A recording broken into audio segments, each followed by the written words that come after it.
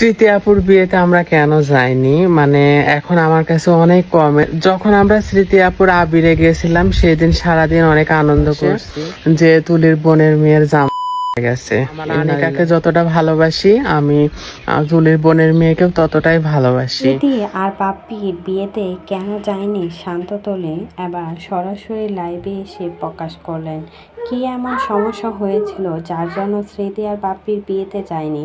স্মৃতি আর পাপ্পির আবিরের দিন কিন্তু দেখা গিয়েছিল শাহির জনপ্রিয় কন্টেন্ট ক্রিয়েটার শান্ত তুলিকে। তখন আবিরে যাওয়ার পর মানুষজন অনেক বাজে বাজে মন্তব্য করে শান্ত আর তুলিকে নিয়ে। তুলি নাকি খ্যাত, কারোর সাথে মিশতে পারে না, আরও যা তা নয় বলেছিল তুলিকে নিয়ে।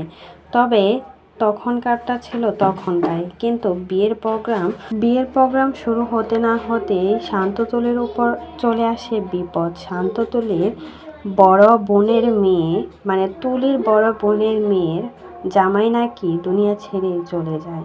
আর এটা শোনার পর কোনো ব্যক্তি বিয়ের আনন্দ নিয়ে বসে থাকবে না।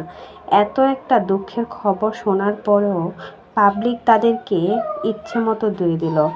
বাইরে ভাই, পাবলিক পারেও বটে, মানুষের বিপদ আর কোনো কিছুই দেখে না, শুধু শুধু মানুষকে নিয়ে বাজে বাজে মন্তব্য করে। তুলি খ্যাত, তুলি নাকি মানুষের সাথে মিশতে পারে না, তুলি নাকি কিছুই করতে পারে না, আর সেজন্যই নাকি শান্ত তুলিকে নিয়ে স্মৃতির বিয়ে খেতে চায় না, কারণ সেখানে অনেক বড় বড় লোকজন আসবে, আর সেজন্য সেখানে গিয়ে মিশতে পারবে না তুলি।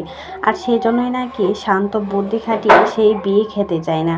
অথচ শান্ত আর তুলির জীবনে এত বড় একটা বিপদ চলে আসলো, তার জন্যই কিন্তু স্মৃতি আর বাপ্পির বিয়ে খেতে চায়নি। আর অনেকেই তো বলছে স্মৃতি বাপ্পির বিয়ে খেতে টাকা লাগবে না, টাকা দিতে হবে, উপহার দিতে হবে, আর সেই বয়েতে নাকি শান্ত তুলি বিয়েতে চায় নাই, কারণ তারা কারোর সাথেই মিশে না, কারোর সাথে তেমনভাবে কথা বলে না।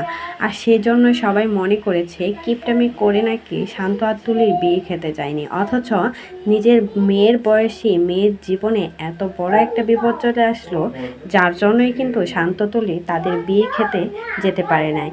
এমন সময়ে কোনো ব্যক্তি বিয়ের আমেজ নিয়ে বসে থাকবে না যে আনন্দ ফুর্তি করবে।